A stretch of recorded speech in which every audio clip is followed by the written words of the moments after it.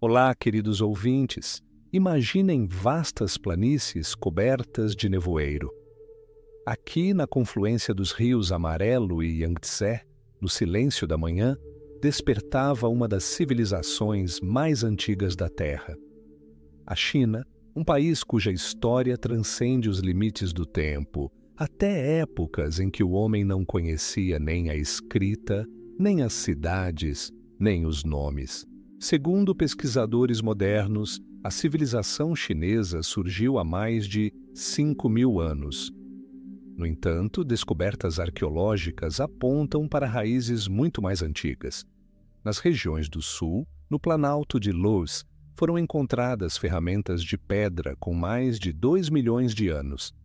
No sítio de Longupo, foram descobertos vestígios do Pleistoceno inicial, uma época em que a Terra estava apenas começando a assumir formas próximas às atuais. Lá viviam os primeiros representantes do gênero Homo, deixando sua marca na pedra e nas cinzas. Durante longos milênios, comunidades de caçadores-coletores existiram no território da China. Eles habitavam cavernas, vagavam ao longo dos rios, fabricavam as ferramentas mais simples de sílex e osso. Entre eles estavam o sinantropo de Zhoukoudian, o homem de Yuanmu, o habitante de Lantian, e também o homem de Nanjing. Seus restos silenciosamente testemunham uma vida primitiva, mas já consciente. Naquela época não havia nações nem línguas. Havia apenas florestas, fogo, céu e uma memória transmitida sem palavras. Progressivamente, o homem começou a domesticar o espaço. Ele dominou o fogo, construiu moradias, fez os primeiros desenhos nas paredes das cavernas. E um dia, no sudeste da China, nas cavernas de Shanhendong, as pessoas começaram a fabricar cerâmica. Eram vasos simples, queimados em fogueiras, frágeis, mas incrivelmente importantes. Sua idade ultrapassa 20.000 anos. Eles antecipavam não apenas o armazenamento de alimentos, mas também as primeiras manifestações de estética, a busca pela beleza e o ritual. Em seguida, vieram as culturas neolíticas, Xinglongwa, Beixin, Yangshao, Hongshan. Seus representantes já cultivavam milho, arroz, criavam porcos, cães e, mais tarde, ovelhas e vacas. Eles construíam aldeias, adornavam vasos de barro com espirais e ondas e faziam os primeiros ornamentos de jade e osso. Essas comunidades não apenas sobreviviam, elas criavam um mundo significativo e rítmico. A cultura Yangshao, que existiu do 5º ao 3º milênio a.C., ocupa um lugar especial. Ela é considerada a ancestral da etnia Han, aquela que dominaria a história chinesa por muitos séculos. Em assentamentos Yangshao são encontrados fragmentos de cerâmica pintada, restos de casas, celeiros, bem como enterros de crianças em vasos de barro, um sinal de uma atitude profunda, quase sagrada, em relação à vida e à morte. A Idade do Bronze ainda não havia chegado, mas a humanidade já sonhava. Em sepulturas surgem as primeiras representações de dragões, um símbolo que mais tarde se tornaria a encarnação da própria China. Nesses primeiros símbolos, gravados em jade e cerâmica, vemos o que mais tarde se tornaria hieróglifos, poesia e filosofia. Milênios se passaram. Os rios levavam suas águas para o leste. A lua continuava seus ciclos. Crianças nasciam, cresciam e partiam. Mas a memória não desaparecia. Ela se acumulava na areia, na terra, nas lendas. Assim, em meio ao silêncio e ao trabalho, a civilização chinesa nascia. Quando as épocas mudam, elas não desaparecem. Elas recuam para as sombras. Assim foi com o amanhecer da dinastia Shang, que emergiu da névoa matinal da história como a primeira potência verdadeiramente organizada na antiga China. Foi um tempo em que o metal começou a obedecer à vontade humana e a palavra a tomar forma. Por volta do século XVII a.C., no curso médio do Rio Amarelo, na região da atual Anyang, formou-se um estado que, na tradição chinesa, leva o nome de Shang, ou Shangyin. Tornou-se o primeiro reino de bronze do Império do Meio, o primeiro cuja existência é confirmada não apenas por lendas, mas também por arqueologia, fontes escritas e um legado em bronze, argila e osso. Os governantes Shang dominavam terras onde campos de trigo alternavam com terraços de milho, onde o trabalho camponês alimentava cidades cercadas por muros de terra batida. O centro do mundo era o palácio, ao lado do qual se localizavam templos, armazéns, fundições e fossas de sacrifício. Ali eram realizados rituais, complexos, místicos, permeados de medo e solenidade. Nessa época, surgiu a forma mais antiga da escrita chinesa. Eram inscrições em carapaças de tartaruga e omoplatas de animais, as chamadas ossos oraculares. Mais de 150 mil dessas inscrições chegaram até nós. Elas não serviam para contar histórias, mas para fazer perguntas. Vai chover? O ancestral nos é favorável? Venceremos a campanha? Cada rachadura do fogo, cada palavra inscrita, um passo para a compreensão do mundo. No bronze dessa época, não apenas armas e ferramentas eram fundidas, mas também vasos destinados a rituais. Sua forma, maciça, estrita, majestosa. Eram decorados com padrões, olhos, espirais, máscaras Tao-Ti, como se o próprio espírito do metal olhasse para as pessoas através dos séculos.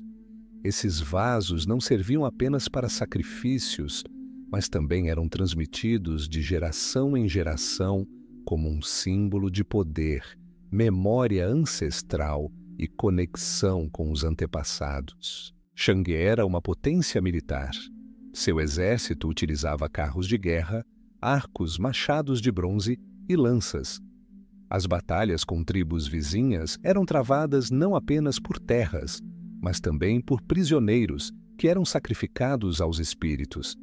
Sim, foi uma época cruel, mas foi precisamente nessa crueldade que se manifestou a conexão entre o homem e o céu, através do sangue, do medo e da força. No entanto, nem mesmo as civilizações mais fortes são eternas. Com o tempo, o poder dos Shang enfraqueceu. A noroeste, uma nova força se levanta, o povo Zhou. Seus líderes acusaram Shang de tirania e imoralidade, declarando que o céu lhes havia retirado o direito ao trono. Assim, pela primeira vez, foi expressa a ideia do mandato do céu, um princípio que justificaria a mudança de dinastias ao longo de toda a história chinesa. Por volta do século XI a.C., os Zhou obtiveram a vitória.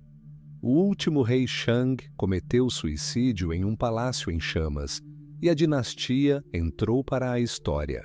Mas no bronze, nos escritos e na memória, ela permanece. E dessa memória começa uma nova era, a Era Zhou, que trará consigo filósofos, reformadores e a primeira grande ideia de legitimidade chinesa. Quando a última capital Shang caiu, o vento da mudança já soprava sobre as terras do Reino do Meio. Ele não era trazido por espadas e carros, mas pela palavra. O povo Zhou, recém-chegados do oeste, das altas planícies, temperados em batalhas e rebeliões, não trouxe apenas um novo poder para o Império do Meio. Ele trouxe uma nova ordem, novos significados e, acima de tudo, a ideia do mandato do céu. Segundo essa ideia, o poder não pertence a uma pessoa por direito de nascimento. Ele é dado pelo céu, Tian. Mas o céu não favorece eternamente uma linhagem.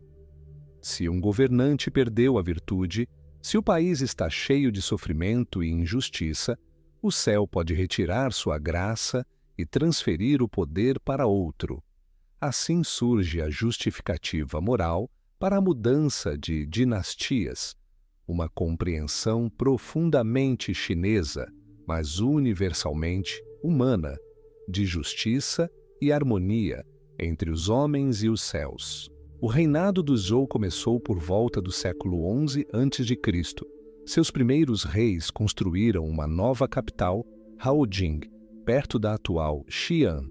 Aqui, templos foram erguidos, edifícios administrativos foram construídos e cerimônias foram realizadas. O estado Zhou foi dividido em feudos, governados por parentes da dinastia reinante. Foi um complexo mosaico de lealdade feudal, onde o poder central era sustentado por rituais, parentesco e normas de comportamento comuns. Foi um tempo em que o ritual, Li, se tornou a base da sociedade. Cada pessoa conhecia seu lugar, cada ação tinha uma forma. Da saudação matinal aos funerais, tudo era permeado por prescrições. A ordem gera estabilidade, a estabilidade dá paz. Mas nem mesmo o ritual pode reter a eternidade. Gradualmente, a centralização enfraqueceu. No século VIII a.C., após ataques bárbaros, a capital foi transferida para o leste, para Luoyang. Assim começou o período dos Zhou orientais, uma época em que a antiga ordem se desintegrou e novas forças surgiram em seu lugar. Essa época é dividida em dois segmentos. O primeiro, o período da primavera e outono. Ele é nomeado a partir de uma antiga crônica que descreve os eventos desses anos. Foi um tempo de desintegração gradual. Os feudos se tornaram independentes. As grandes casas de Zheng, Qi, Jin, Shu e outras começaram a agir por conta própria, mas, paralelamente, o espírito floresceu. Foi então que surgiram os primeiros pensadores que começariam a buscar maneiras de salvar o Estado e a alma. Confúcio, mestre da moralidade, professor de gerações, nasceu no século VI a.C. Ele ensinava não a conquistar, mas a corrigir a si mesmo. Ele falava de piedade filial, justiça, moderação e respeito pelos antepassados. Sua palavra, silenciosa, mas eterna. Outros o seguiram. Laozi falou do oposto, do Dao, um caminho que não exige esforço. Ele ensinou que o fraco é mais forte que o duro, que a sabedoria está no vazio e a verdade no silêncio. Mozi falou de amor por todos, não apenas por parentes. Os legalistas argumentavam: a ordem só é possível através do medo e da lei. Cada escola, como uma estrela no céu noturno da antiga China. No segundo segmento, o período dos reinos combatentes, essas ideias tornaram-se particularmente relevantes. 7 grandes potências lutaram umas contra as outras, destruindo os vestígios da antiga ordem. O sangue correu como um rio, mas nesse sangue, um novo aço foi forjado, a partir do qual o primeiro Estado unificado seria em breve martelado. Qin começou como um dos muitos estados durante o período dos reinos combatentes, mas, ao contrário de seus rivais, seguiu um caminho diferente. Sua base não era a tradição e o ritual, mas uma lei estrita. Os governantes de Qin atraíram legalistas, defensores da ideia de que apenas o medo e a ordem poderiam salvar o país do caos. Eles criaram um sistema onde cada crime era punido e cada esforço era recompensado. Não havia espaço para a misericórdia, mas havia cálculo e eficiência. No final do século III a.C., no ano em que a primavera chegou pela 48ª vez após o ano 400, um homem chamado Ying Zheng ascendeu ao poder em Qin. Ele era jovem, determinado e ambicioso. Em poucos anos, ele conquistou todos os outros 6 estados. Em batalhas, negociações e conspirações, Ele unificou todo o território da antiga China sob sua mão. Pela primeira vez na história, o país tornou-se unificado. Ele renunciou ao título de rei e assumiu um novo nome, Shi Huangdi, o primeiro imperador. Qin Shi Huangdi proclamou-se filho do céu e governante de tudo o que estava entre os 4 mares. Seu poder era absoluto. Ele destruiu a antiga aristocracia, reinstalou famílias nobres na capital e confiscou armas do povo. Ele introduziu um sistema unificado de escrita, medidas e moeda. Ele construiu estradas que irradiavam da capital, conectando o país em um único organismo vivo. Mas a construção mais grandiosa foi a Grande Muralha. Ele conectou os antigos muros erguidos por reinos anteriores e ordenou que fossem expandidos, fortalecidos e tornados inexpugnáveis. Centenas de milhares de camponeses, soldados e prisioneiros trabalharam nessas muralhas, perdendo suas forças e, às vezes, suas vidas. A muralha tornou-se a fronteira entre a civilização e a estepe, entre a ordem e o caos. O imperador era obcecado pela imortalidade. Ele enviou expedições em busca do elixir da vida eterna. Uma delas partiu para o leste, para ilhas misteriosas, de onde, dizia-se, era possível retornar jovem. Ele bebeu poções criadas pelos alquimistas da corte. Mas nem mesmo um grande governante é eterno. Um dia, em viagem, ele morreu. Seu corpo foi transportado para a capital, sua morte mantida em segredo, para não desencadear rebeliões. A morte do imperador abriu a porta para o declínio. Seus sucessores não possuíam nem a vontade nem o intelecto de seu predecessor. O povo, cansado do trabalho, dos impostos e do medo, levantou-se em rebelião.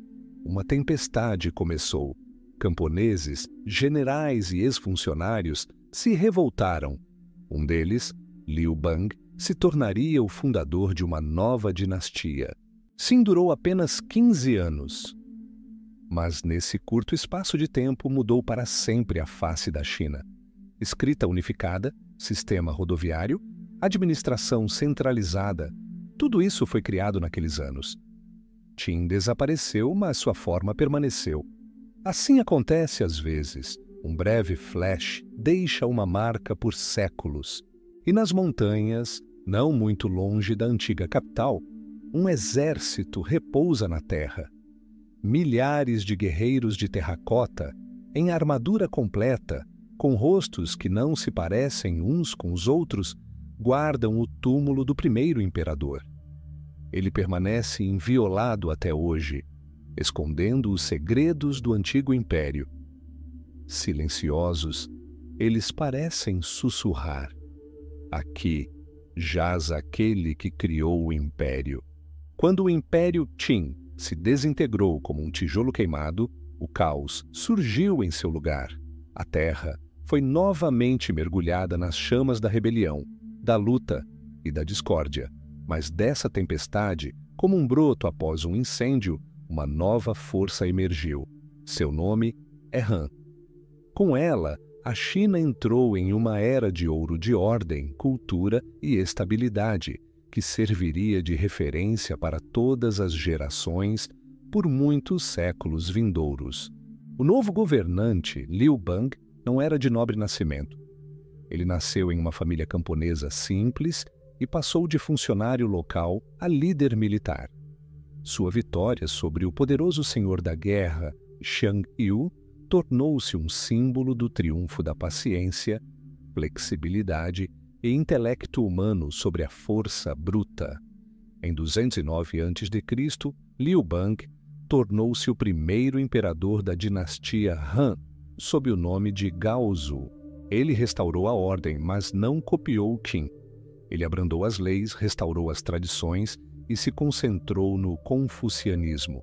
Tornando-se a base da ideologia de Estado, a doutrina confuciana permeou tudo, da corte à aldeia. os funcionários eram obrigados a conhecer os 5 clássicos e a seguir os princípios de justiça, moderação, lealdade e respeito à hierarquia.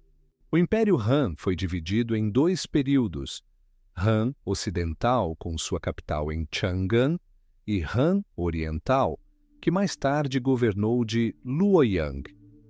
Não foram apenas mudanças geográficas, elas refletiam a dinâmica interna de um Estado capaz de sobreviver a crises e renascer. Sob o imperador Wu, que reinou por mais de 5 décadas, a China alcançou novas alturas.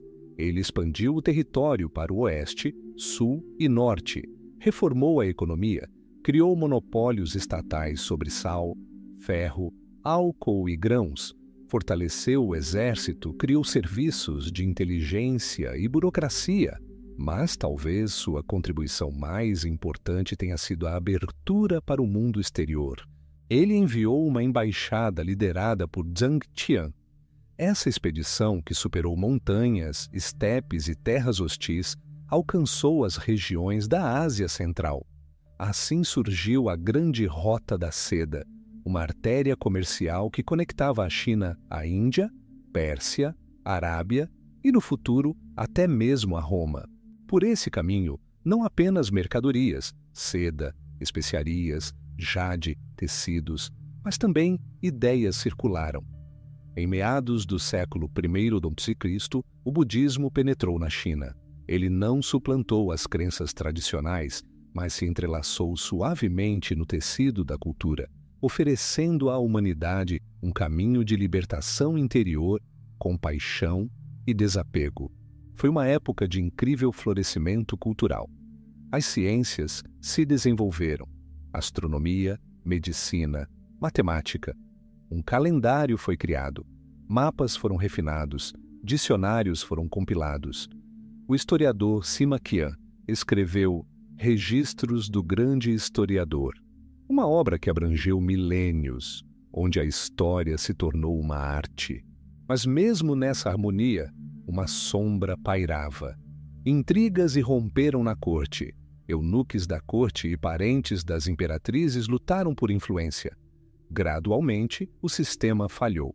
Na primeira metade do século I d.C., o regente Wang Mang tomou o poder, proclamando a dinastia Qin e realizando reformas ousadas, mas sem sucesso. Os rios transbordaram, as colheitas pereceram e o povo se revoltou. Sob bandeiras que exibiam sobrancelhas vermelhas, camponeses se levantaram, derrubaram o usurpador e um descendente de Liu Bang sentou-se novamente no trono. Assim começou a dinastia Han Oriental. Mas o espírito já não era o mesmo. Um século depois, o país enfraqueceu novamente. Novas rebeliões começaram, a mais famosa delas sendo a Revolta dos Turbantes Amarelos. Essa tempestade, que eclodiu na virada dos séculos II e III, varreria o Império Han e abriria caminho para a Era dos Três Reinos. E, no entanto, para milhões de chineses por séculos, a palavra Han permaneceu sinônimo de China. Até mesmo a autodenominação do povo, Hanren, povo Han, deriva dessa dinastia, porque foi sob ela que o reino do meio encontrou sua face, confiante, iluminada e viva. Quando uma grande dinastia morre, a paz não chega imediatamente. Às vezes, parece que a própria terra se recusa a aceitar a mudança. Assim foi com a queda da dinastia Han. De suas ruínas não surgiu uma nova ordem. Em vez disso, um turbilhão, tumulto, sangue, intriga. Mas, no meio de tudo isso, um lampejo de heroísmo, o nascimento de uma lenda que a China se lembraria por séculos. Essa época entrou para a história como o período dos Três Reinos. Do início do século III d.C. até quase o seu fim, o país foi dividido entre 3 estados poderosos, Wei, Shu e Wu. Sua luta, suas alianças e traições deram origem a uma das epopeias mais famosas da história oriental. Quando a dinastia Han Oriental enfraqueceu, os senhores da guerra provinciais começaram a levantar a cabeça. O mais influente entre eles foi Cao Cao, um estrategista talentoso, poeta e administrador. Ele subjugou o norte do país, agindo rápida e impiedosamente. Sob seu filho Cao Pi, a dinastia Wei foi oficialmente proclamada, o primeiro dos 3 novos centros de poder. No sudoeste, surgiu outro estado, Shu, fundado por Liu Bei, um parente distante da dinastia Han. Liu Bei era um homem de coração nobre, mas não menos importante era quem estava ao seu lado. Seu amigo leal e irmão espiritual, o grande Guan Yu, tornou-se um símbolo de honra, lealdade e coragem, e seu principal conselheiro, Zhuge Liang, tornou-se uma lenda como exemplo de sabedoria, autocontrole e gênio estratégico. No sudeste, Sun Quan, o chefe da casa Sun, que governava a terra de Wu, consolidou sua posição. Seu estado, o último do trio, tornou-se uma potência marítima e fluvial, controlando as águas do Yangtze e a costa. Essas 3 forças lutaram, formaram alianças e lutaram novamente. A batalha mais famosa dessa era foi a Batalha dos Penhascos Vermelhos, onde a aliança de Shu e Wu conseguiu deter o ataque do poderoso Cao Cao. O fogo, lançado rio abaixo, destruiu sua frota. Foi uma batalha não apenas de armas, mas também de mentes. Mas apesar dos grandes nomes e feitos brilhantes, a Era dos 3 Reinos foi um tempo de sofrimento. Aldeias camponesas queimavam, campos ficavam vazios, pessoas abandonavam suas casas para buscar refúgio nas montanhas. A cultura sobreviveu apenas em manuscritos e nas almas de poucos que ainda acreditavam na harmonia do céu e da terra. Em meados do século III, a dinastia Wei subjugou formalmente Shu. Logo depois, o general Sima Yan depôs o imperador Wei e fundou a dinastia Jin. Após esforços prolongados, finalmente a terra do sudeste de Wu também seria conquistada. Assim terminou a Era dos 3 Reinos e o país seria reunificado, mas não por muito tempo. A Era dos 3 Reinos durou menos de um século, mas seu espírito vive até hoje. As imagens dos heróis tornaram-se parte do folclore popular, de peças de teatro, poemas e romances. O mais famoso deles, o Romance dos 3 Reinos, fala de amor, dever, lealdade, traição e sabedoria. E mesmo depois de 1500 anos, crianças chinesas brincarão com figuras de Zhuge Liang e Guan Yu, como se tivessem vivido ontem. Às vezes, a história é breve, mas profunda. E quanto mais brilhante a chama queima, mais tempo sua luz vive nos corações.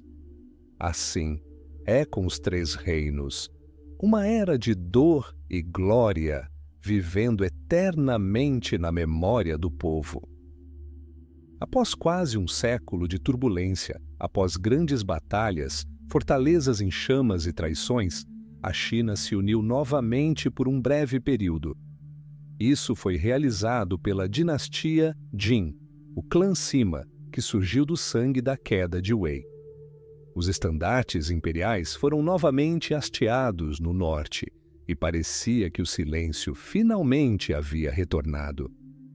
Mas foi apenas um respiro antes de uma nova tempestade. A dinastia Jin, fundada em 275 d.C., ascendeu ao poder no século III d.C. Sima Yan, seu primeiro imperador, buscou restaurar a ordem e a estabilidade. Ele declarou um retorno aos valores confucianos, organizou rituais e fortaleceu a corte. Mas a unificação do império foi apenas externa. Internamente, contradições, inveja e lutas por poder ainda fervilhavam. O novo governo não conseguiu superar um de seus principais males, a fragmentação das terras entre os membros da família imperial. Cada príncipe recebeu vastos domínios e logo conflitos eclodiram entre eles. Assim começou um episódio trágico, a Guerra dos 8 Príncipes. Por uma década inteira, o país foi dilacerado entre ambições, rebeliões e cercos. Essas guerras esgotaram os recursos e destruíram a governança. E então, em meio à discórdia interna, novas forças vieram do norte. Não eram chineses, eram as chamadas tribos bárbaras, Xiongnu, Xianbei, Qiang, Ji e Jie. Muitas delas viveram por séculos ao lado da China, adotaram sua cultura, serviram em seu exército e pagaram tributo. Mas agora, sentindo a fraqueza, elas começaram a se mover para o sul. No início do século IV, o norte da China caiu em suas mãos. A capital Luoyang caiu e depois Chang'an. O imperador Jin foi capturado. Esse evento abalou o país. Pela primeira vez em muitos séculos, o verdadeiro centro do império foi perdido. O céu recuou. Os membros sobreviventes da dinastia fugiram. Uma onda de colonos rolou para o sul, através do rio Yangtze. Lá, em uma região mais úmida e montanhosa, longe dos antigos centros, uma nova capital foi estabelecida, em Jiankang, no local da atual Nanjing. Assim começou a era dos Jin orientais. Esta foi a China no exílio. A China, que havia perdido o norte, mas não seu espírito. O sul tornou-se um novo bastião cultural e econômico. Milhares de famílias instruídas, funcionários, artesãos e poetas se mudaram para essas terras, trazendo seus conhecimentos e costumes. Aqui a agricultura e o cultivo de arroz se desenvolveram, a filosofia floresceu e mosteiros budistas foram construídos. O sul da China começou a se formar como um centro de civilização distinto e poderoso. Enquanto isso, o norte se desintegrou em muitos estados, criados por vários povos nômades e sedentários. Historiadores mais tarde chamariam esse período de 16 reinos. Foi uma época de anarquia, guerras frequentes e mistura cultural. E, no entanto, mesmo esses reinos bárbaros adotaram títulos chineses, copiaram rituais chineses e criaram inscrições hieroglíficas. Foi uma era de perda, mas também uma era de sobrevivência. Ensinou à China que a geografia pode mudar, mas a essência permanece. Que mesmo longe de Luoyang, mesmo no exílio, a tradição, a sabedoria e o ritual podem ser preservados. E foi também um tempo de fortalecimento interno. No sul, longe das linhas de frente, o budismo floresceu. Tornou-se um consolo para milhões. Seus templos se ergueram sobre o rio. Seus monges viajaram para o oeste, para a Índia, para trazer de volta textos sagrados. No sul, começou aquela grande mudança cultural que levaria a China a novas alturas na próxima era. Vários séculos se passaram desde que o norte e o sul foram fraturados. A China existia como dois mundos, separados não apenas por rios e montanhas, mas também pela memória. No norte, dinastias nômades reinavam, combinando sangue bárbaro com ritual chinês. No sul, a aristocracia chinesa preservava cuidadosamente as tradições Han. E, no entanto, a sombra de um reino do meio unificado continuava a viver nos corações. E assim, no final do século VI d.C., o destino reuniu novamente essas terras sob uma única bandeira. Uma nova dinastia surgiu, os Sui. Seu fundador, Yang Tian, um homem militar, enérgico e decisivo, conseguiu em pouco tempo conquistar tanto o norte quanto o sul. Em 589 d.C., ele se proclamou imperador e restaurou a ideia de um Estado centralizado. Uma era começou breve, mas fatídica. O reinado da dinastia Sui durou apenas algumas décadas, mas nesse curto período, transformações ocorreram no país que abririam caminho para uma nova idade de ouro. A realização mais grandiosa do Sui foi a construção do Grande Canal, uma maravilha da engenharia que se estendia de Hangzhou, no sul, até Luoyang, no norte. Essa via navegável conectou os rios Yangtze e Amarelo, unindo literalmente o sul e o norte. Grãos, mercadorias, guerreiros, funcionários se moviam por ele. O sangue do país fluía novamente, ligando o corpo seccionado. No entanto, a dinastia Sui foi vítima de sua própria ambição. Projetos de construção gigantescos, campanhas militares na Coreia, impostos exorbitantes e trabalho forçado exauriram o povo. Rebeliões eclodiram por toda parte. O último imperador, Sui Yangdi, foi derrubado e das cinzas de seu poder surgiu a estrela de uma nova dinastia, os Tang. Tang é um nome que faz o coração chinês parar. É uma era de florescimento, de brilho, de força e de elegância. A capital do Império Tang tornou-se Chang'an, uma cidade que brilhava no centro do mundo. Aqui convergiam estradas da Índia, Pérsia, Arábia, Ásia Central e até mesmo de Bizâncio. Era uma cidade onde viviam filósofos, mercadores, monges, poetas, músicos, dançarinos e generais. Os mercados zumbiam, os sinos dos templos tocavam, conversas intermináveis sobre o sentido da vida e o vazio aconteciam. O reinado dos imperadores Tang foi marcado por uma incrível tolerância e abertura. Nesse período, o budismo atingiu seu auge. Templos foram adornados com afrescos e estátuas, peregrinos retornaram da Índia, traduziram sutras e construíram mosteiros em cavernas, como Mogao, em Dunhuang. O taoísmo floresceu ao lado e o confucianismo permaneceu à base do serviço estatal. Tang é também uma época de grande poesia. O império inspirou Li Bai, um poeta das viagens, da água e do vinho, cujas linhas soam como a canção do vento. Du Fu, um poeta da tristeza e do dever, registrou o sofrimento do povo e as dores da guerra. Wang Wei cantou o silêncio das montanhas e a paz zen. Essas vozes, diferentes e, no entanto, unidas em seu amor por sua terra natal, estão inscritas no rolo de ouro da cultura chinesa. O poder militar dos Tang era igual à sua influência cultural. O império expandiu suas fronteiras, estendendo sua influência para a Coreia, Vietnã e Ásia Central. A China tornou-se um centro de relações diplomáticas. Embaixadas de todo o mundo chegavam a Chang'an, trazendo animais exóticos, tecidos, aromas e ideias. Mas mesmo essa era brilhante, não é eterna.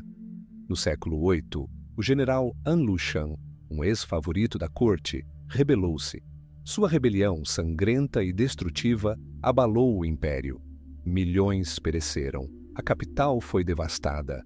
Após a supressão da rebelião, o império nunca mais recuperou sua força anterior. O poder passou para os comandantes regionais e o governo central tornou-se cada vez mais fraco. No século IX, a rebelião de Huang Chao finalmente minou as fundações.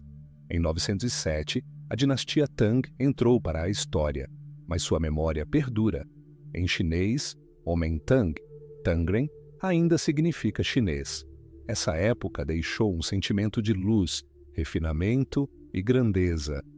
A sensação de que o mundo pode ser belo e justo. Após a queda da dinastia Tang, o Reino do Meio encontrou-se novamente em estado de desintegração. O império não conseguia mais se sustentar, muitas contradições internas, muito esgotamento após séculos de luta. O que antes era um corpo unificado transformou-se novamente em um mapa em mosaico de estados feudais, governantes e ambições. Assim começou o período que os historiadores mais tarde chamariam de Era das 5 Dinastias e 10 Reinos. Ele abrange as últimas décadas do século IX e a primeira metade do século X a.C. No norte, 5 dinastias se sucederam: Liang posterior, Tang posterior, Jin posterior, Han posterior e Zhou posterior. Todas governaram brevemente, em média de 10 a 20 anos, e, na maioria das vezes, à sombra de governantes militares, usurpadores e generais rebeldes. Cada dinastia ascendeu ao poder como resultado de um golpe de palácio ou de uma conspiração militar, e cada uma, por sua vez, tornou-se vítima da próxima. O norte da China parecia uma tempestade itinerante. O poder se movia de cidade em cidade, de mão em mão, deixando para trás incêndios e ruínas. E no sul, longe dessas batalhas, surgiram reinos independentes. Havia 10 deles, embora esse número seja condicional. Entre eles, Wu, Ming, Shu, Han do Sul, Wuyue, Tang do Sul. Essas terras eram governadas por dinastias locais que se baseavam na riqueza, no comércio e nas tradições culturais. O Sul, nesse período, não apenas sobreviveu, ele prosperou. Lá, templos foram construídos, livros foram copiados, o artesanato e o cultivo de arroz se desenvolveram. As cidades do sul tornaram-se refúgios tranquilos para aqueles que fugiam da instabilidade do norte. Nessa época, a China estava dividida não apenas politicamente, mas também espiritualmente. O norte, cansado das guerras, tornou-se rude e isolado. Os reinos do sul, no entanto, desenvolveram poesia, budismo e pintura. Por exemplo, no reino de Wuyue, a construção intensiva de templos budistas foi apoiada e as mais belas imagens de bodhisattvas em ouro e jade foram criadas.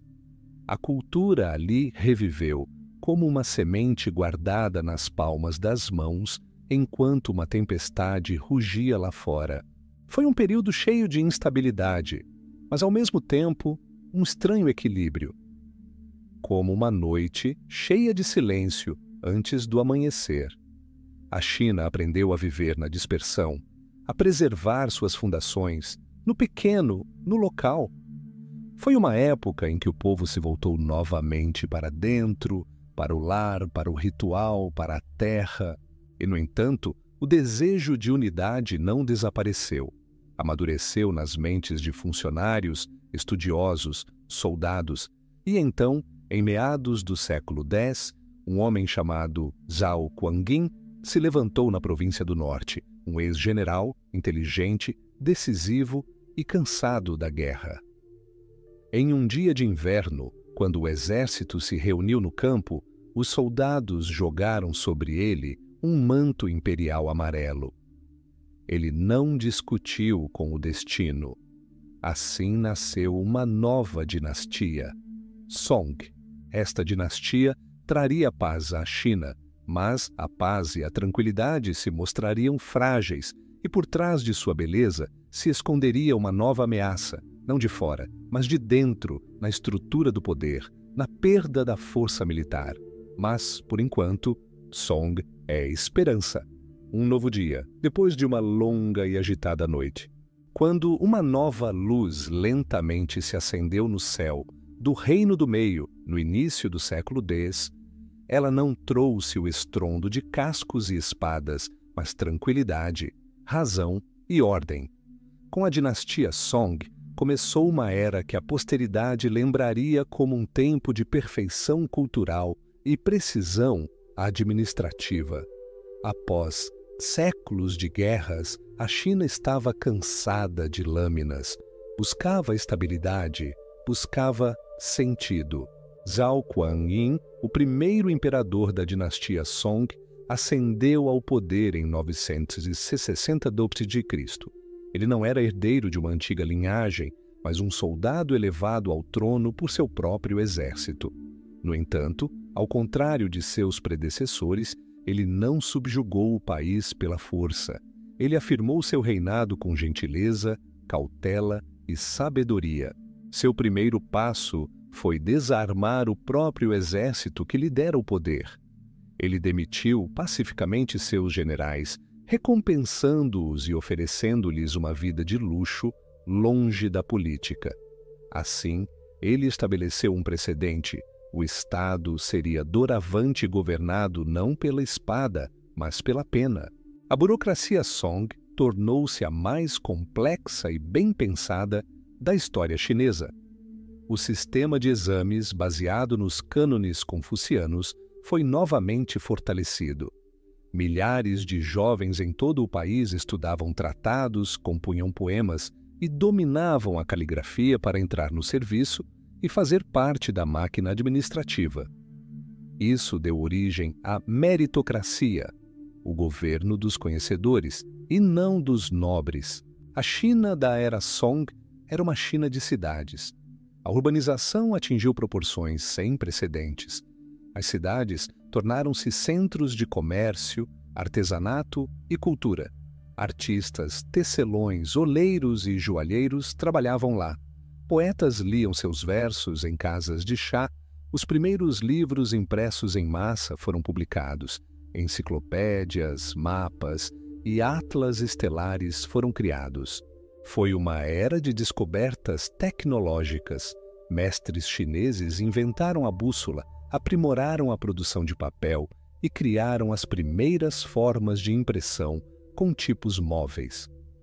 Armas de fogo surgiram, primeiro como fogos de artifício, depois como granadas primitivas e flechas incendiárias. Nas aldeias, sistemas de irrigação foram construídos e ferramentas agrícolas aprimoradas. A introdução de arroz precoce do sul permitiu 2 colheitas por ano. A população cresceu. Ao mesmo tempo, a filosofia chinesa atingiu um novo florescimento. O neoconfucianismo emergiu, uma doutrina confuciana renovada e purificada que combinava elementos do budismo, do taoísmo e da metafísica. Ofereceu à humanidade um caminho de autoaperfeiçoamento interior através do estudo da natureza, das coisas, da autoobservação, da sinceridade e do serviço ao bem. Mas por trás de todas essas conquistas, uma sombra começou a surgir. A China da dinastia Song era magnífica internamente, mas vulnerável externamente. Os imperadores enfraqueceram deliberadamente o exército, temendo a interferência militar na política. Comandantes de campo foram afastados do poder e as fronteiras permaneceram frágeis. Enquanto isso, uma nova ameaça surgiu no norte, os Khitan. Esse povo, aparentado às antigas tribos das estepes, criou seu próprio estado, Liao, e impôs à China um tratado humilhante. A dinastia Song se comprometeu a pagar tributo anual em prata e seda. Não foi uma derrota no campo de batalha. Foi uma derrota no reconhecimento do domínio estrangeiro. E, no entanto, os governantes Song deram esse passo para preservar a paz. Mais ao sul, os Jurchens, outro povo guerreiro do norte, consolidaram sua posição. Por enquanto, eles observavam, eles reuniam forças. A China ainda não sabia que essas forças só aumentariam, mas já, nas canções e poemas, notas alarmantes ressoavam. Os poetas sentiam: muito bonito, muito frágil, muito calmo. É assim que acontece antes de uma tempestade. Mas a tempestade ainda não havia chegado. Por enquanto, o silêncio da noite em um jardim de chá. A luz suave de uma lanterna, o perfume do incenso, o farfalhar do papel sob o pincel. A China da era Song sabia que a perfeição era possível e, por isso, era apreciada com uma acuidade particular. Enquanto o perfume do chá se espalhava pelos jardins imperiais de Chang'an e Kaifeng, enquanto funcionários, poetas e artistas adornavam o reino do meio com versos e porcelana, algo diferente se acumulava em suas fronteiras. Algo frio, resoluto e silencioso. Eram as florestas, montanhas e planícies do norte, onde nasciam os nômades, acostumados a uma vida dura, ao vento, à sela e ao arco. Entre eles, um povo se levantou, os Jurchens. Os Jurchens eram um povo de caçadores e guerreiros. Sua cultura era diferente, mais rude, mas também mais flexível. Eles viviam de acordo com as leis da estepe, onde não eram as palavras, mas a força que era valorizada, não o ritual, mas a determinação. No entanto, eles respeitavam a China, sua ordem, seus livros, sua riqueza, e assim eles começaram a emprestar, a adotar formas chinesas, mas não a alma chinesa. E então, eles queriam mais. No início do século XII, os Jurchens se uniram para formar seu próprio estado, Jin. Primeiro, eles derrubaram Liao, a antiga potência do norte, o Império Khitan, com o qual Song havia mantido uma paz difícil por muitos anos. A diplomacia Song decidiu, por que não aproveitar a situação e se aliar aos Jurchens para eliminar os Khitan e então dividir os despojos da vitória? Mas os Jurchens pensaram diferente. Tendo derrotado Liao, eles voltaram suas armas contra os próprios Song. Em 1125, eles invadiram repentinamente o território do norte da China. Seus exércitos eram rápidos, cruéis, corajosos. O exército Song não estava preparado. A dinastia não havia investido o suficiente na arte militar, preferindo música, rituais e precisão administrativa. Logo, a capital, Kaifeng, foi capturada. O imperador Huizong e seu filho foram feitos prisioneiros e morreram mais tarde em cativeiro na Manchúria. Eles foram levados para a estepe. As crônicas dizem que nem mesmo roupas lhes foram deixadas, apenas as sombras lamentáveis de governantes outrora todo-poderosos. Assim, terminou a dinastia Song do Norte. Mas o país não desapareceu. Retirou-se para o sul. Um dos filhos mais novos do imperador, Zhao Gou, sobreviveu. Ele foi proclamado novo imperador. Ele fugiu, escondeu-se, vagou pelas províncias até encontrar refúgio em Hangzhou. Foi lá, na cidade do Lago Oeste, que um novo capítulo começou.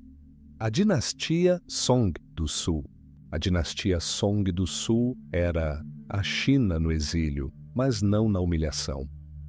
Era um estado que havia perdido o norte, as antigas capitais, os grandes rios, mas ele havia preservado sua alma, e foi justamente no exílio que essa alma começou a brilhar com particular intensidade. Hangzhou tornou-se o novo coração cultural e econômico. Aqui, em condições de derrota, novas forças nasceram. A Song do Sul se concentrou no mar, no comércio, na tecnologia. A China, orientada para o interior por séculos, abriu pela primeira vez amplamente suas portas para o oceano. Navios árabes, indianos, persas e do Sudeste Asiático chegaram ao porto de Guangzhou.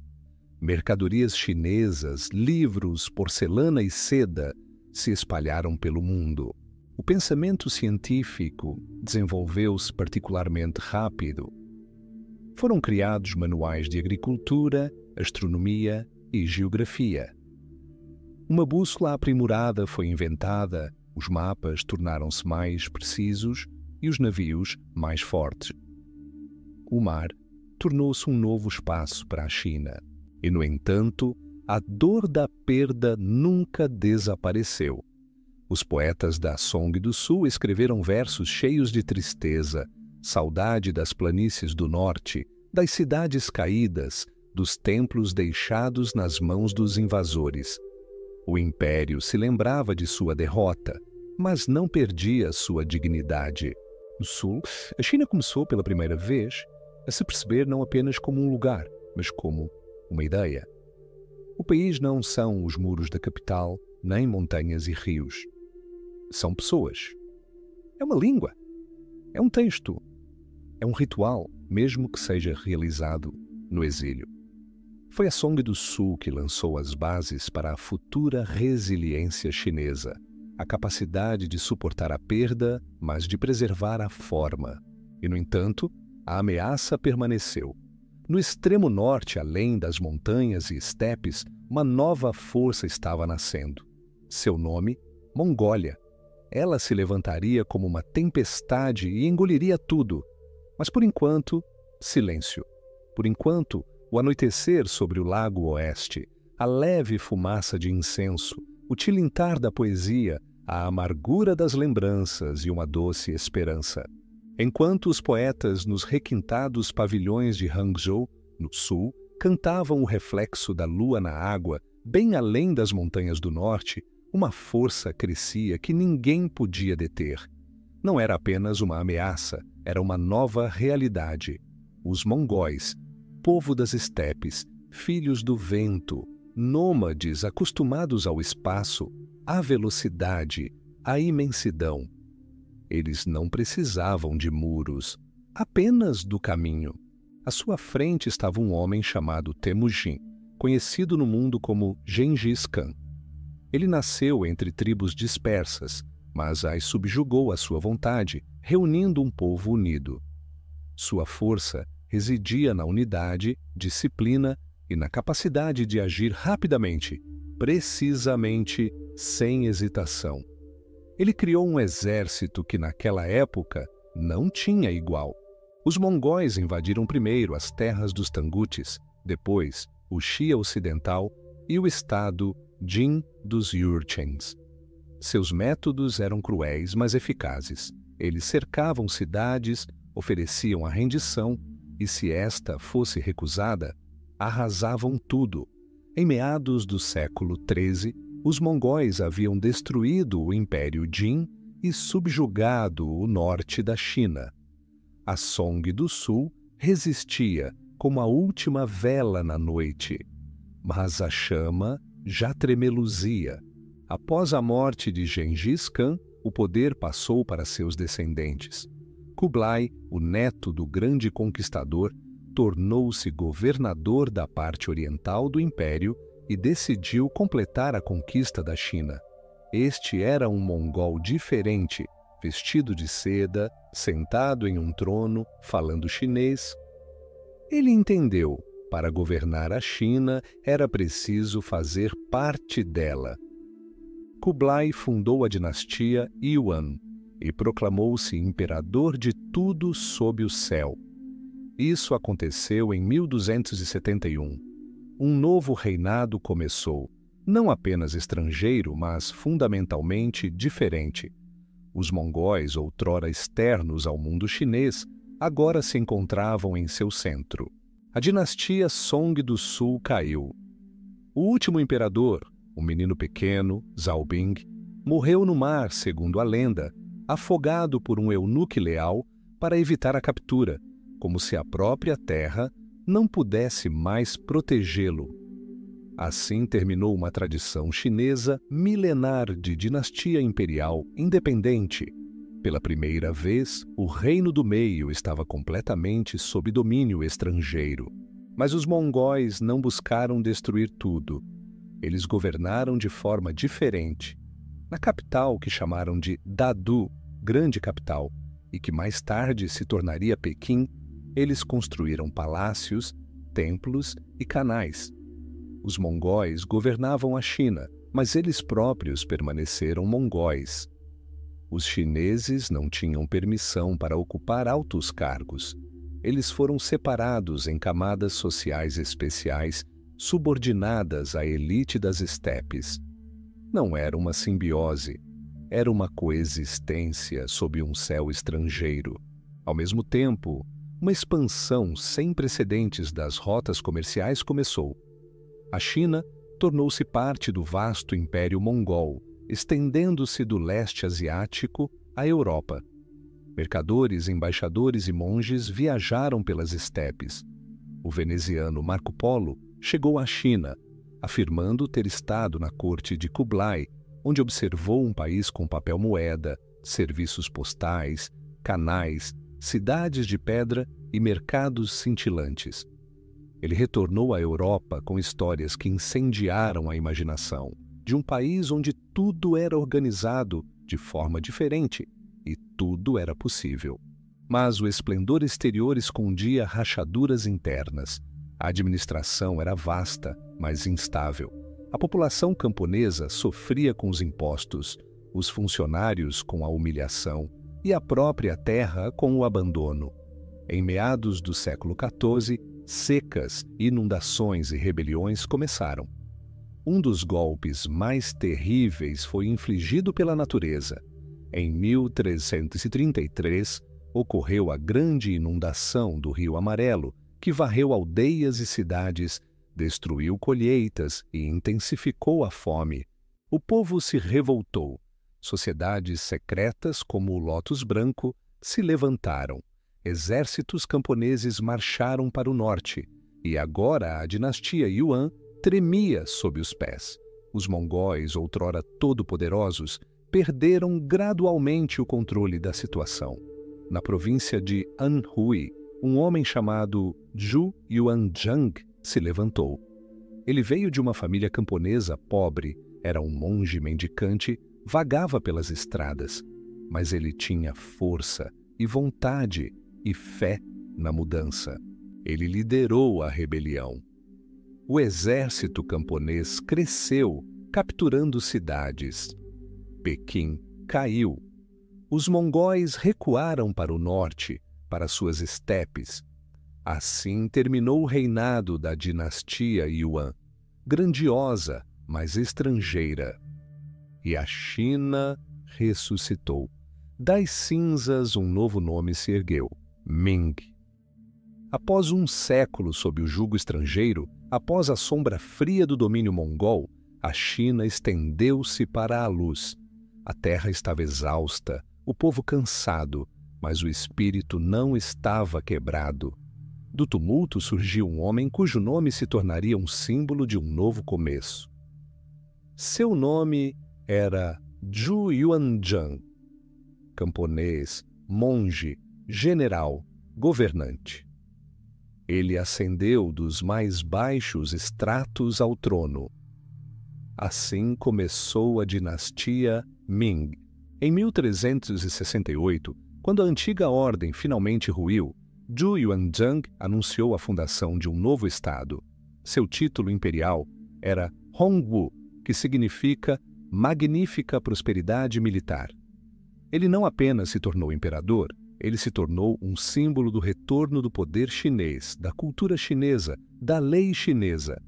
Ming era a China, novamente governada por chineses. Sua primeira ação foi restaurar a ordem. Ele revisou o sistema tributário, reduziu os encargos para os camponeses e criou um cadastro agrícola para registrar cada lote, cada campo, cada família. Ele construiu estradas, canais e restaurou a irrigação. Seu país deveria se sustentar. Essa era a base da paz. Hongwu desconfiava dos funcionários, temia a traição. Por isso, criou um sistema despótico onde todo o poder estava concentrado nas mãos do imperador. Polícia secreta, um sistema de informantes, punições cruéis, tudo isso se tornou parte do novo governo.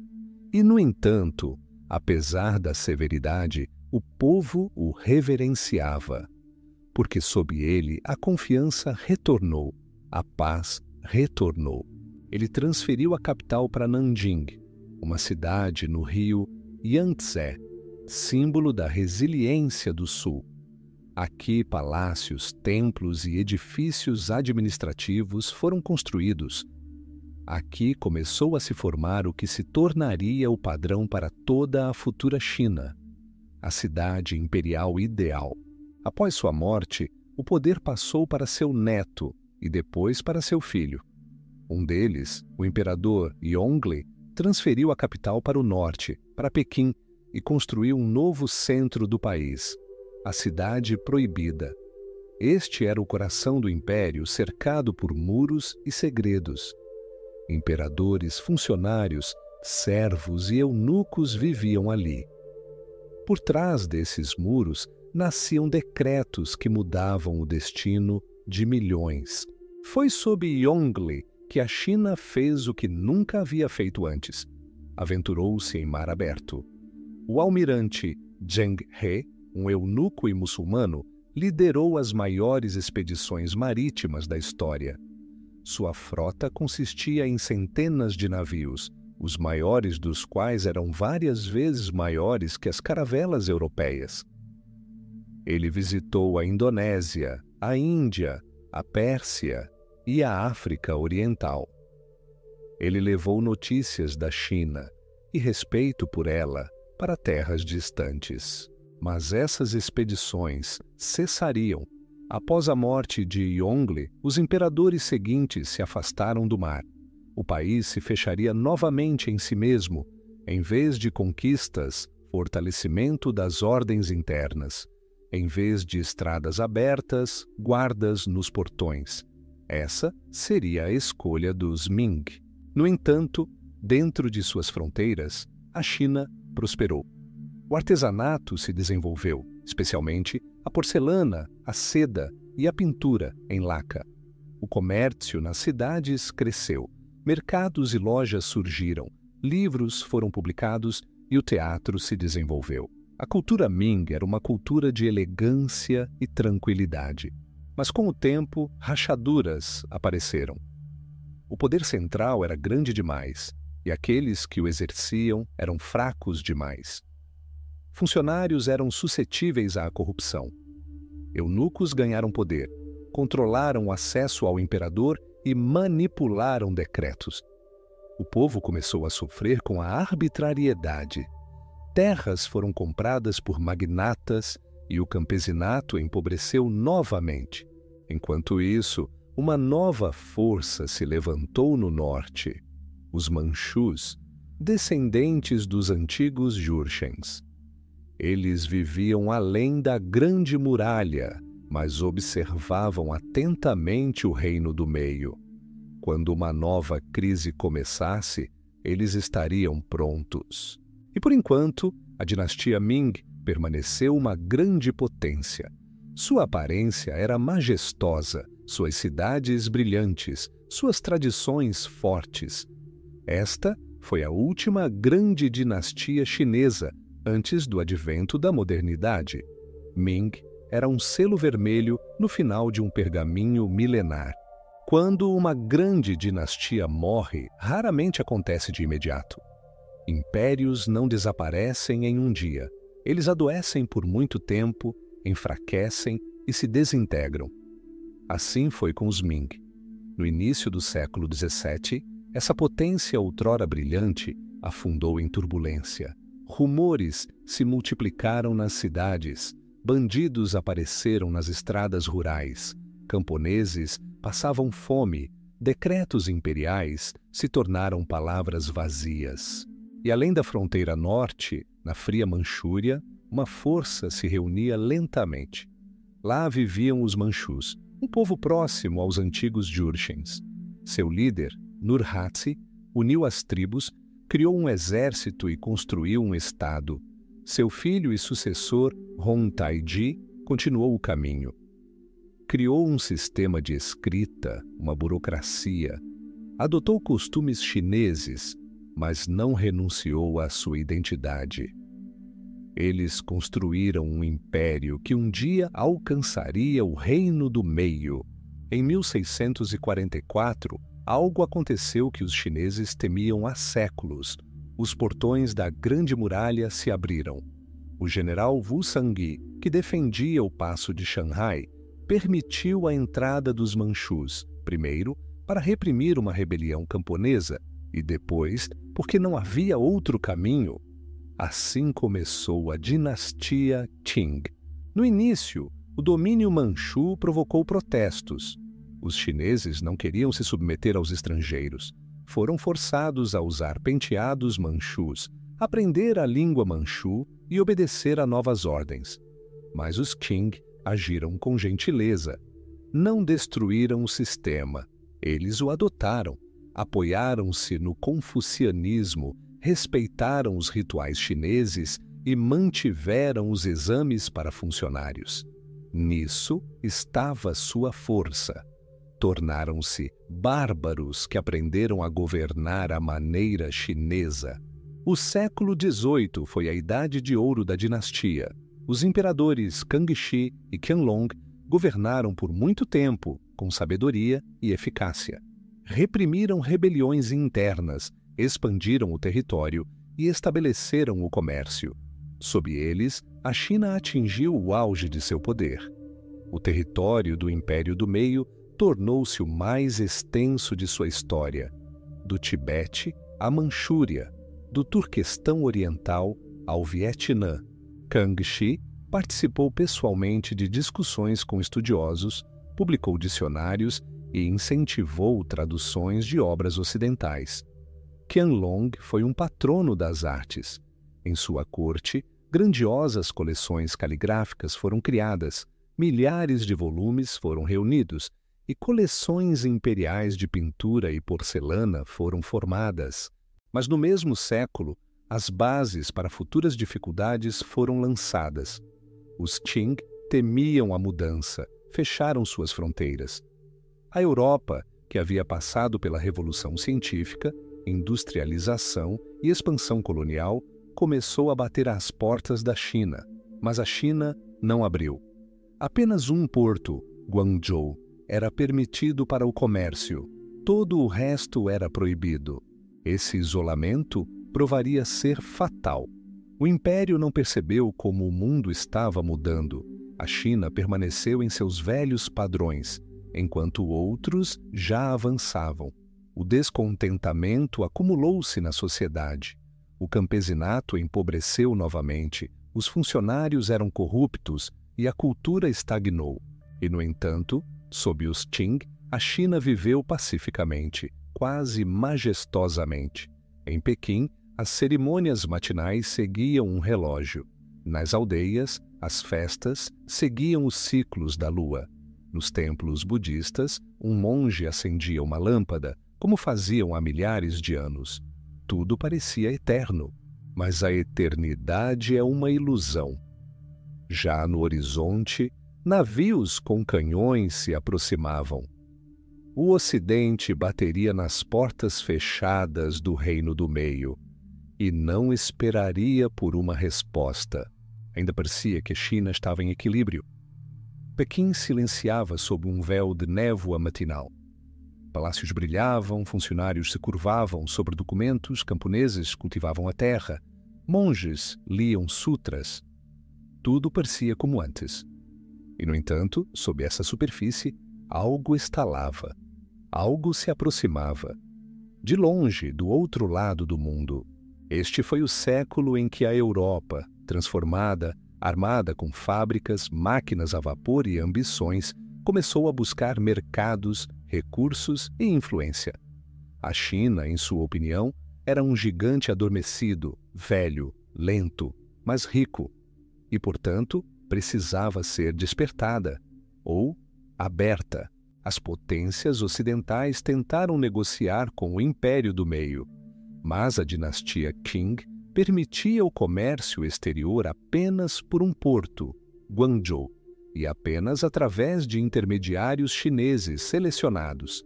Além disso, a China quase não tinha interesse em mercadorias europeias. Precisava apenas de prata, um pouco de lã e nada mais. Mas o Ocidente queria seda, chá e porcelana chineses. E pagar com prata era antieconômico. Os europeus encontraram uma solução, infelizmente, não na criação, mas na dependência. Eles começaram a importar maciçamente ópio para a China. Essa droga, extraída das papoulas, destruía lenta, mas seguramente corpos e mentes. Milhões de chineses se tornaram viciados. Funcionários, soldados e camponeses fumavam ópio. O Estado enfraqueceu, perdendo o controle. A administração Qing tentou deter o fluxo. O imperador nomeou um funcionário rigoroso, Lin Zexu, para combater a droga. Ele queimou toneladas de ópio, confiscou carregamentos. A resposta foi a guerra. Em 1840, a Grã-Bretanha enviou seus navios para as águas chinesas. Esta foi a primeira guerra do ópio. A China não estava preparada. Seus exércitos estavam obsoletos. Seus canhões eram inferiores em alcance e precisão. Sua marinha estava em seus primórdios. Em pouco tempo, os britânicos capturaram cidades costeiras, ameaçando Pequim. Em 1842, o Tratado de Nanquim foi assinado. Este foi o primeiro dos chamados Tratados Desiguais. A China cedeu a ilha de Hong Kong à Grã-Bretanha, abriu 5 portos ao comércio exterior e pagou indenizações. A humilhação foi oficialmente selada. Mas isso foi apenas o começo. Na década de 1850, eclodiu a Segunda Guerra do Ópio. Desta vez, as forças combinadas da Grã-Bretanha e da França invadiram a China. Elas chegaram a Pequim, incendiaram o Palácio de Verão, um símbolo da grandeza imperial. E, novamente, novas concessões, mais portos, o direito de estrangeiros residirem, comercializarem e realizarem atividades missionárias. Enquanto isso, uma das guerras civis mais sangrentas da história da humanidade assolava o país, a rebelião Taiping. Ela foi liderada por Hong Xiuquan, um homem que se declarou irmão de Jesus Cristo e buscou construir um reino celestial da grande paz. Seu exército era composto por milhões de camponeses, despossuídos, famintos e furiosos. Eles tomaram Nanjing, criando um império alternativo. A China estava fraturada. O império foi forçado a lutar em várias frentes, o que minou sua administração e aumentou a intervenção estrangeira. A dinastia Qing, apoiada por potências estrangeiras, travou uma guerra sangrenta por 10 anos. Os Taiping foram suprimidos, mas o preço foi enorme. Segundo várias estimativas, 15 a 30 milhões de pessoas morreram. O país jazia em ruínas, a população diminuía, a fé era ainda mais escassa. No final do século, a China foi tomada por novos distúrbios, rebeliões muçulmanas em Yunnan e Xinjiang, conflitos étnicos e revoltas Dungan. O movimento dos Boxers, os Ihetuan, emergiu. Eles sonhavam em expulsar os estrangeiros e retomar seu país. Mas, em 1900, as forças combinadas de 8 potências, do Japão à Áustria-Hungria, invadiram Pequim, reprimiram a rebelião e impuseram um novo tratado. No final do século XIX, a China não se controlava mais. Suas cidades estavam divididas em concessões estrangeiras. Seus imperadores eram marionetes. Seu exército estava obsoleto. Seu povo estava exausto. Isso foi chamado de século da humilhação. Mas mesmo na sombra mais profunda, um germe começou a tremer. Mais e mais pessoas entendiam. Não podia continuar assim. Não se podia governar assim. Movimentos por reformas, por educação, por indústria surgiram. A ideia começou a amadurecer. A China não deve ser uma vítima, mas a senhora de seu próprio destino. E essa ideia se tornaria a semente de uma nova revolução, que já era quase audível. No sopro das ruas, no farfalhar dos livros, nas folhas impressas, secretamente distribuídas nas casas de chá. A China cairia ainda mais, mas já começaria a despertar. No início do século XX, a China parecia um velho, exausto pelas tempestades, apoiado na bengala da história. O império existia formalmente, mas interiormente estava vazio. A dinastia Qing vivia seus últimos anos tendo perdido o contato com a realidade. Imperadores viviam à sombra de eunucos, a intriga e o medo reinavam na corte, e além dos muros da cidade proibida, desespero, fome e raiva. O velho sistema estava em colapso. Jovens liam livros ocidentais, estudavam no Japão, sonhavam com um novo país.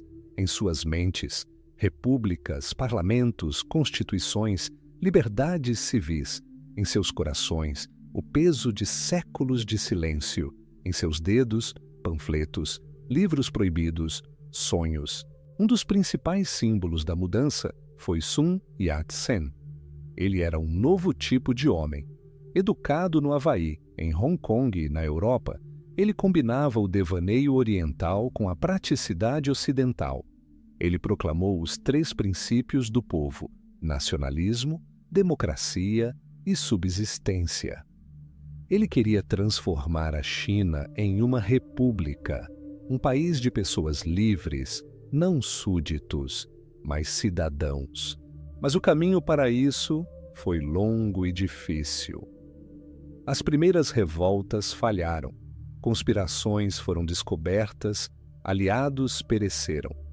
Sun Yat-sen viveu no exílio, mudando-se de cidade em cidade, de país em país. Mas as ideias viveram. Elas criaram raízes. E então, em 1911, algo aconteceu que nem mesmo ele esperava. Na cidade de Wuchang, no centro da China, um depósito de armas de conspiradores explodiu acidentalmente. As autoridades começaram as prisões. Um dos oficiais, em vez de se render, reuniu seus soldados. Eles foram para a rua gritando: "Abaixo os Qing! Viva a República!" O fogo irrompeu instantaneamente. A revolta de Wuchang foi apenas uma faísca. Em poucas semanas, uma verdadeira tempestade se seguiu. As províncias, uma após a outra, declararam sua independência da corte imperial. Governadores se juntaram à revolução. A antiga ordem desmoronou. O governo Qing estava em pânico. A última imperatriz, a imperatriz viúva Longyu, governava em nome de uma criança, Puyi, que tinha apenas 3 anos. Mas até ela entendeu. Estava acabado. Ela negociou com o general Yuan Shikai, um influente senhor da guerra. Em troca da manutenção dos privilégios, ele convenceu a família imperial a abdicar. No início de 1912, após mais de 2.000 anos de governo imperial, a monarquia na China oficialmente deixou de existir. O último imperador, Puyi, tornou-se um cidadão comum, embora ainda vivendo dentro dos muros da cidade proibida, mas sem poder. O dragão, símbolo de poder, curvou a cabeça. A República da China foi proclamada. Sun Yat-sen tornou-se presidente provisório. Este foi um novo começo, frágil, incerto, cheio de esperanças e medos. Pois uma república não era apenas uma mudança de forma. Era uma tentativa de mudar a essência. Mas muita coisa havia sido herdada do velho mundo. Os governadores ainda mantinham exércitos. As facções políticas brigavam. As potências estrangeiras ainda interferiam. A revolução ainda não havia terminado. Ela tinha acabado de começar. No entanto, naquele momento, no início do século XX, a China deu o primeiro passo para um século diferente. Não era mais um império, não olhava mais apenas para trás. Buscava um novo caminho, através da dor, das dúvidas, dos erros. Mas agora, sozinha, com seus próprios pés, sua própria voz, seus próprios livros, assim terminou o capítulo imperial de 2.000 anos de duração. E algo mais começou. A China entrou em uma era onde não havia mais filhos do céu, mas pessoas que queriam ser mestres de seu próprio destino. Ela ainda não sabia o preço que isso custaria, mas já havia despertado. O império caiu, mas não desapareceu. Seus fragmentos permaneceram nas mentes, nas leis, nos hábitos dos funcionários, nos costumes das massas. A antiga forma foi destruída, mas a nova ainda não havia nascido. Assim começou a era que os historiadores chamariam de China republicana. E os contemporâneos, um tempo de desordem esperança e incerteza insuportável. A República da China foi proclamada, mas ela se viu imediatamente à beira do abismo. Sun Yat-sen, líder do partido Kuomintang e inspirador da revolução, renunciou, cedendo o poder ao general Yuan Shikai, um homem influente e ambicioso, capaz de unir o exército e o país. Mas Yuan não sonhava com uma república. Ele se proclamou o novo imperador, mas sob a pressão de uma resistência massiva, renunciou a esse título menos de 3 meses depois. No entanto, o povo já havia aprovado a ideia de liberdade. As províncias se revoltaram. A China mergulhou no caos político. Yuan morreu. Seu império desmoronou. E com ele, a unidade do país. A era dos senhores da guerra começou. Comandantes militares, governadores com exércitos, generais com poder pessoal. A China transformou-se em um mapa de retalhos. Cada área era governada à sua maneira. Clãs governavam em alguns lugares, gangues em outros. Estados dentro de um estado surgiram em alguns lugares. Civis sofriam. A produção desabou. Nas ruas, pobreza, medo, confusão. Mas nessa escuridão havia focos de luz. Jovens estudavam, liam, sonhavam com uma nova sociedade. Nas universidades de Pequim e Xangai, novos movimentos surgiram. Patrióticos, socialistas, nacionalistas. Eles debatiam. O que é a China? O que significa ser chinês? Para onde o país deve ir? Os valores antigos podem sobreviver em um mundo novo? Em 1919, eclodiu o movimento de 4 de maio, uma revolta estudantil provocada pelos termos do Tratado de Versalhes, que transferia ao Japão territórios chineses anteriormente capturados pela Alemanha. Jovens foram para as ruas, eles protestaram, mas também escreveram, traduziram, criaram novas palavras. Foi nessa época que a língua chinesa começou a mudar, da antiga forma clássica para a fala viva e coloquial. As forças políticas tomaram forma. O Kuomintang, o Partido Nacionalista, fundado por Sun Yat-sen, surgiu com o objetivo de criar um Estado forte e unificado. O Partido Comunista, inspirado pelas ideias de Marx, Lenin, de justiça social e igualdade, também apareceu. Ambas as forças eram jovens idealistas e, com o tempo, inevitavelmente, entrariam em conflito. Mas, por enquanto, eles eram aliados. Porque no norte, o principal objetivo era a unificação. Na década de 1920, a Expedição do Norte começou, uma campanha militar para subjugar os senhores da guerra e restaurar a autoridade central. Foi liderada por Chiang Kai-shek, um estudante de Sun Yat-sen, comandante do exército do Kuomintang. Ele era talentoso, decisivo e ambicioso, e ele buscava a unidade. A princípio, sucesso. Os senhores da guerra recuaram. O sul e o centro da China ficaram sob o controle do Kuomintang. Uma nova capital foi proclamada, Nanjing. A construção de um novo estado começou. Ministérios foram criados, reformas foram elaboradas, a economia foi renovada. Parecia que a China finalmente sairia da turbulência. Mas a aliança com os comunistas era instável. Em 1927, Chiang Kai-shek rompeu relações com eles. Em Xangai, ocorreram prisões em massa, execuções e repressões. Uma guerra civil começou. E, no entanto, apesar de tudo, foi uma época de despertar. A China não olhava mais para trás. Ela se esforçava para avançar. Queria se modernizar. Queria ser não um objeto da vontade alheia, mas um sujeito da história. Não queria mais ser humilhada. Queria ser ela mesma. Mas o caminho para isso seria longo e muito, muito difícil.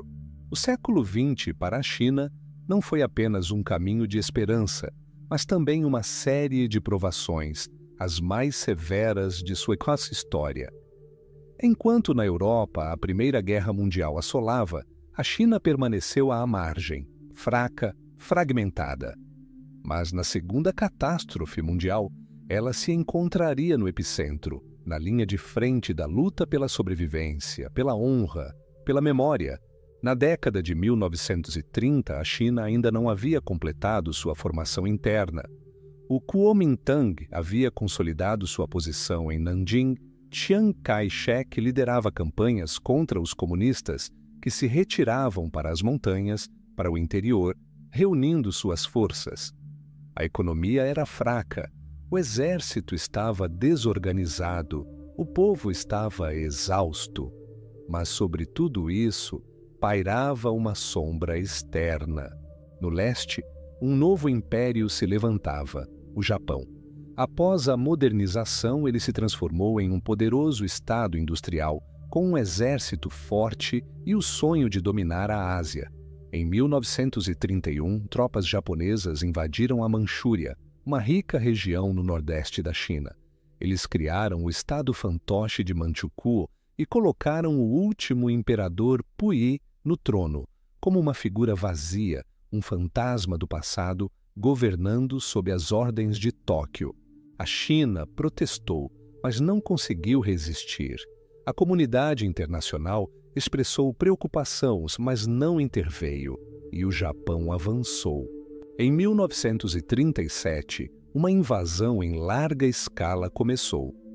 A China entrou em sua grande guerra patriótica. Ela começaria com o incidente da ponte Marco Polo perto de Pequim e duraria 8 anos, de horror, destruição e dor contínuos. Os exércitos japoneses capturaram Pequim, Tianjin, Xangai. A ofensiva sobre Nanjing, então a capital, começou. E lá, em dezembro, ocorreu o que ficaria conhecido como o Massacre de Nanjing. Em poucas semanas, soldados japoneses mataram centenas de milhares de civis. A cidade foi reduzida a cinzas. Mulheres foram estupradas, homens foram fuzilados, idosos foram queimados.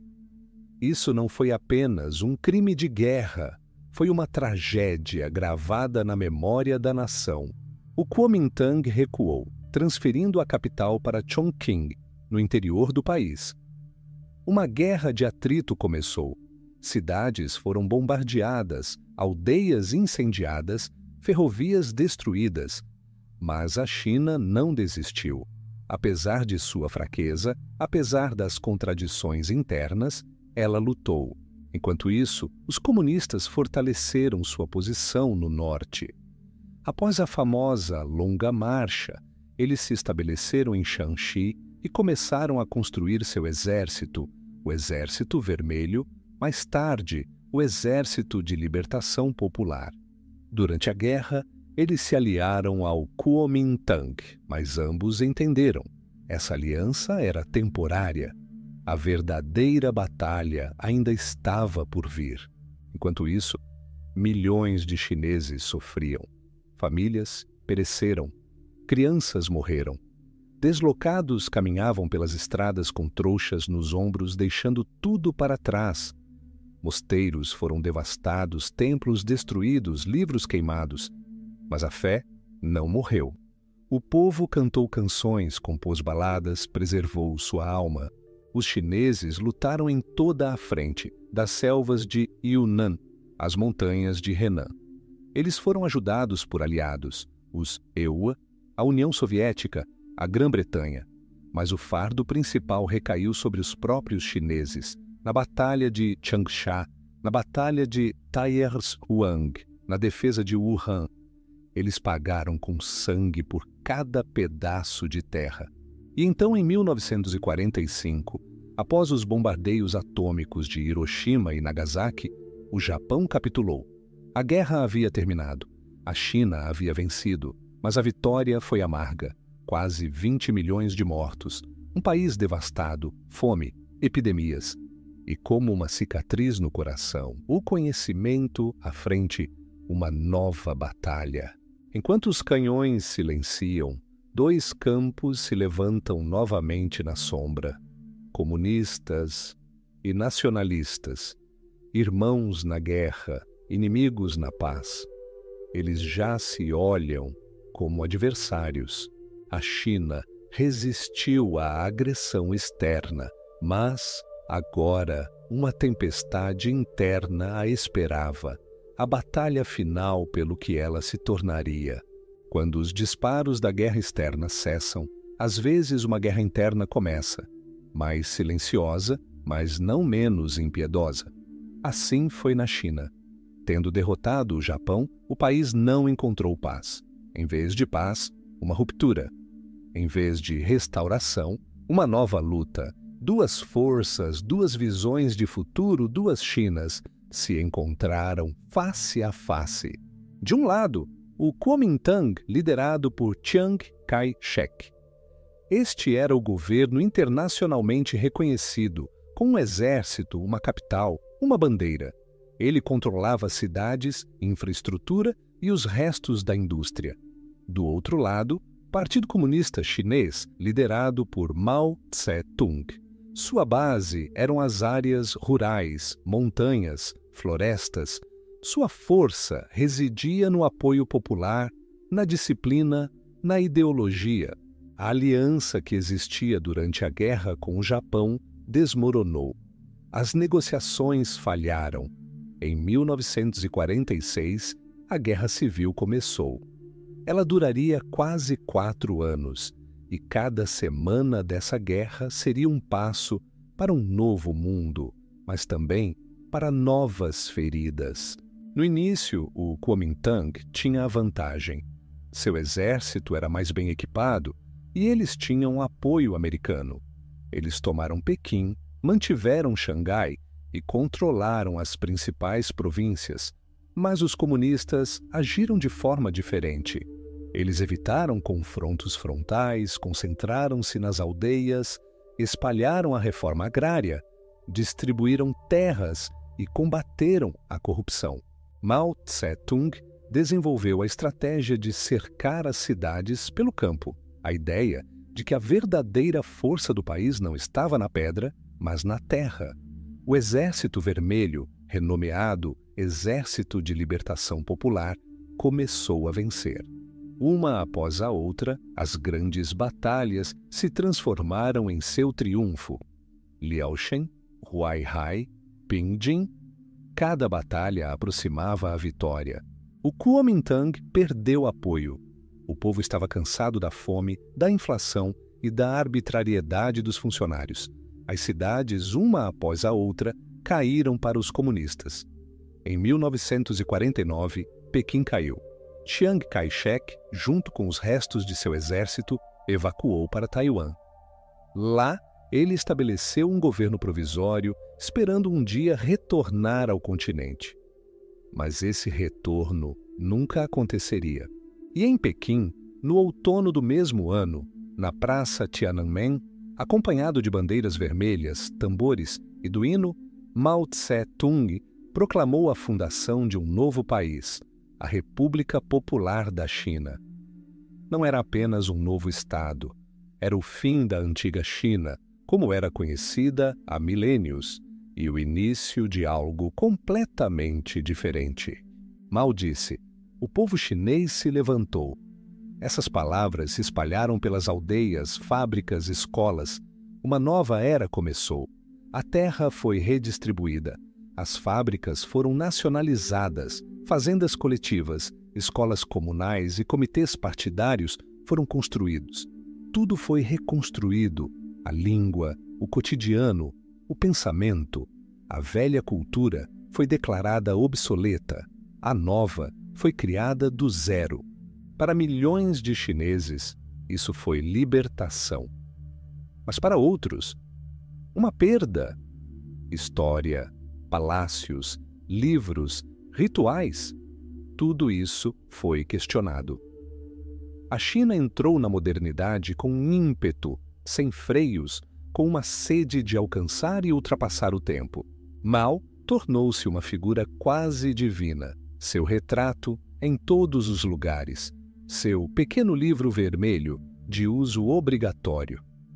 E, no entanto, sob essa pressão, também houve resistência interna. As pessoas escondiam livros, transmitiam conhecimento de boca em boca, oravam em segredo. A China não se esqueceu de si mesma, apenas fingiu ser diferente por um tempo.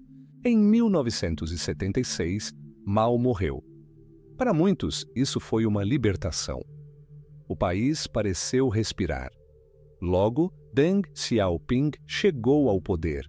Um pragmático, um reformador, um homem que havia sobrevivido a exílios, derrotas, humilhações, mas que havia mantido a clareza de espírito. Ele proclamou um novo curso. Não importa se o gato é preto ou branco, contanto que cace ratos. Essa era uma metáfora para a nova política. Ideologia não era o mais importante. O mais importante era o resultado. A reforma econômica começou. Empresas privadas foram novamente permitidas. Zonas econômicas especiais foram criadas. Portas se abriram para investimentos estrangeiros. O país, que até recentemente era considerado arcaico, começou a se desenvolver com velocidade sem precedentes. As cidades cresceram, fábricas foram construídas, tecnologia apareceu nas aldeias. A China tornou-se a fábrica do mundo. Milhões saíram da pobreza. A educação expandiu-se. A tecnologia permeou todas as esferas da vida. Mas a mudança também trouxe dificuldades. A lacuna entre ricos e pobres aumentou. Cidade e campo tornaram-se mundos diferentes. As pessoas ansiavam não apenas por pão, mas também por uma voz. Em 1989, em Pequim, na Praça Tiananmen, milhares de estudantes se reuniram exigindo reformas. Terminou tragicamente. O país congelou, mas o processo não podia mais ser interrompido. No século XXI, a China tornou-se a segunda maior economia do mundo. Lançou missões espaciais, construiu ferrovias de alta velocidade e desenvolveu inteligência artificial.